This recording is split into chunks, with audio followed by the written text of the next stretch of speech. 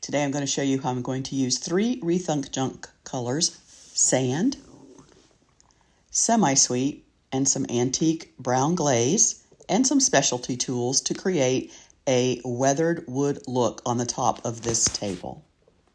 The first thing I do is I take my Wooster paintbrush and I'm going to put blocks of color across the top. I've named this technique block blending.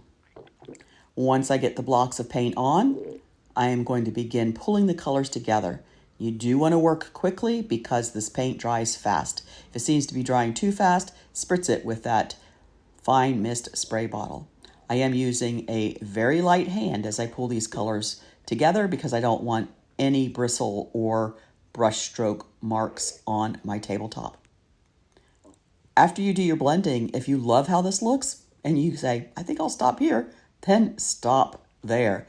There is no rule that says you've got to keep going if you love the look you've created.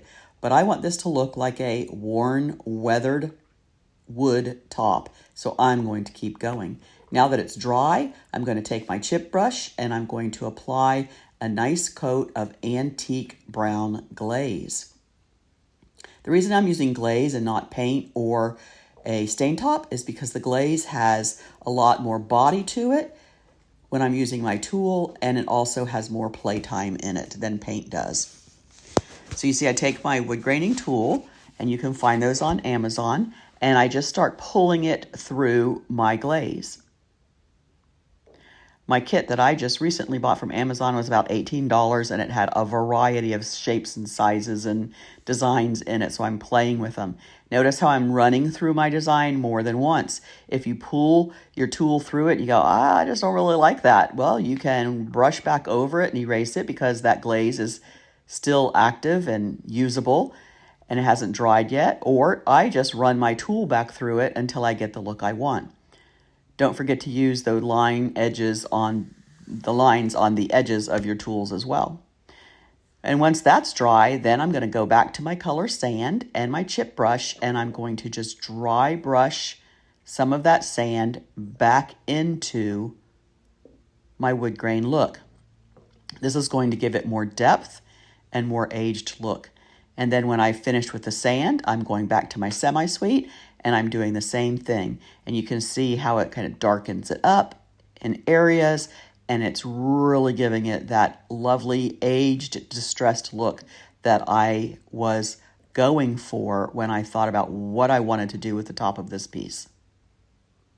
You just keep going until you're satisfied. There is no right or wrong way to do it. When you love it, then it's done. And I am really loving how this looks. When this was all dry, I did seal it with low luster Tough Top. Oh, look how gorgeous.